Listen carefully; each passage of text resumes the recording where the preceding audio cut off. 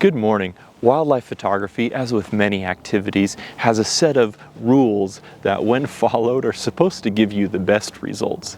Well, if you were to ask my family, they would tell you that I have a little bit of a rocky history with following rules. So today, I want to show you some scenarios when I think it's best to be a little bit rebellious and break the rules of wildlife photography. When disregarding what we've learned to be right and best actually yields a better, more attention-grabbing image. So come along with me today as I break the rules of wildlife photography. And just as a disclaimer, this only applies to photography and not other areas of your life, so I don't want you blaming me for breaking the rules and then having that lead to future life problems. All joking aside, let's get into it. Let's start off with one of the most common photography rules that we hear about. It even says it right in the name. Let's look at some scenarios when I think it's best to break the rule of thirds. Many of us are already going to be familiar with the concept behind the rule of thirds. That is, generally when composing an image, you want to create 9 quadrants by splitting the frame up into thirds, both vertically and horizontally. As you make these splits, whether it's mentally or in the camera itself, it's a good idea to position your subject along one of these lines, or even better, at one of the intersection points of these lines.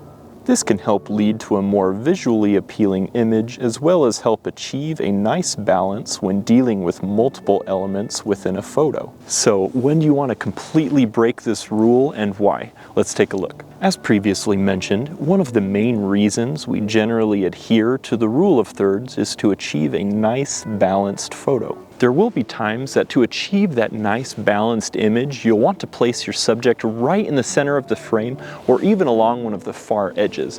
Let's take a look at a couple of examples. Take this wood duck, for example. I placed this wood duck right in the center of the frame because of the colorful leaves in the background and the reflection of those leaves in the foreground.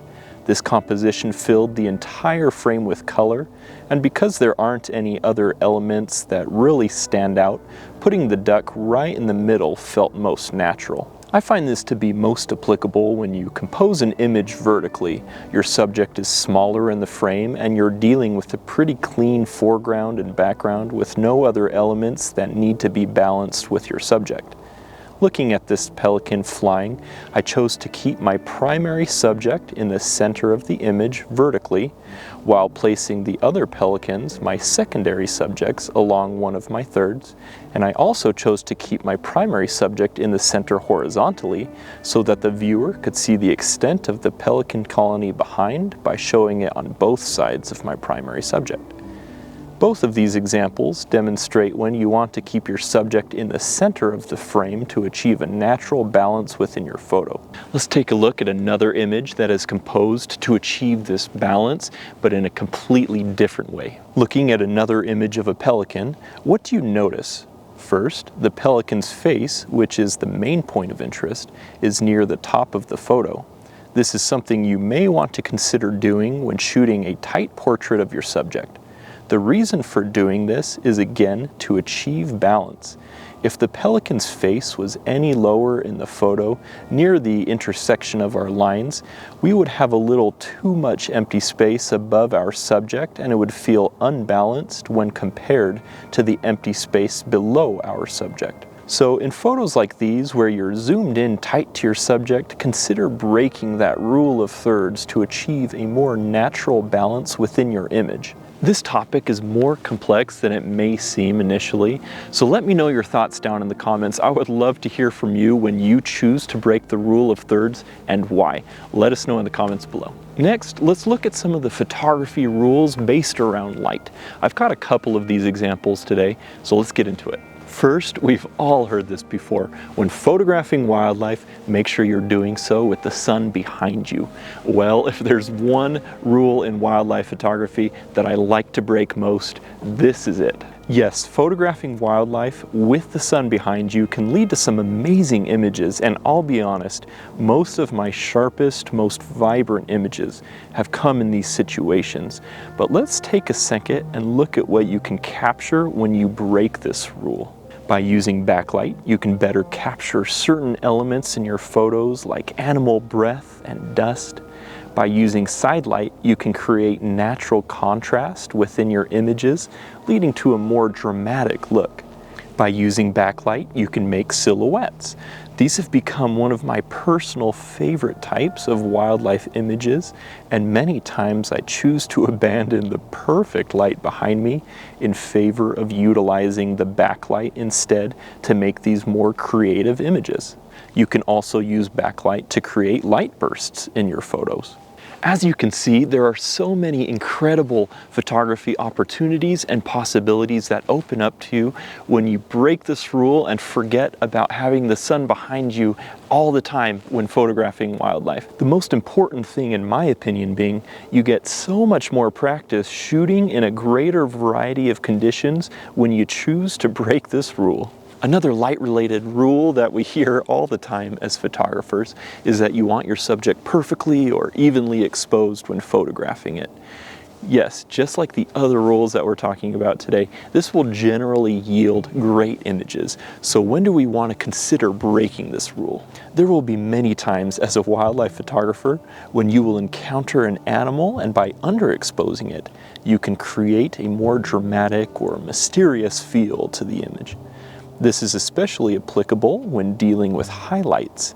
Rather than trying to achieve a more balanced exposure all around with these animals, I chose to capitalize on the available shadows and highlights. And by underexposing the images, a certain air of mystery is added to the photos.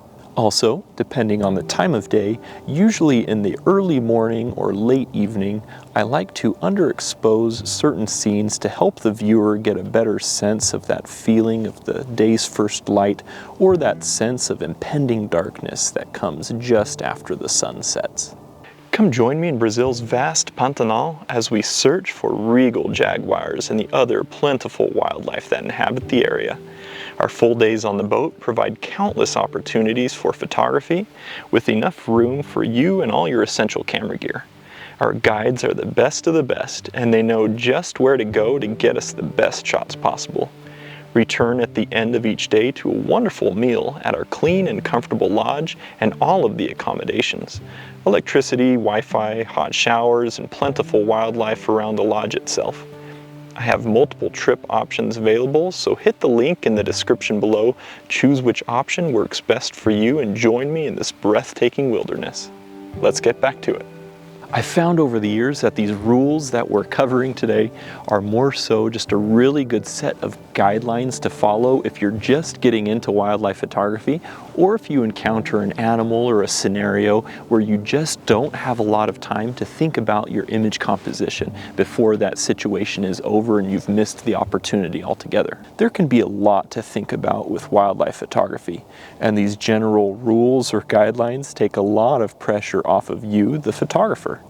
But when you have the time to really think about and plan out a photo that you want, and this will come more and more quickly with time and practice, you'll find yourself breaking these rules more and more often to come away with more unique images that can hold the viewer's attention for longer. The next set of rules or guidelines that we're going to break are wonderful examples of this. As a wildlife photographer, you need a really long lens to get those close-up or to get the best images possible. Wrong.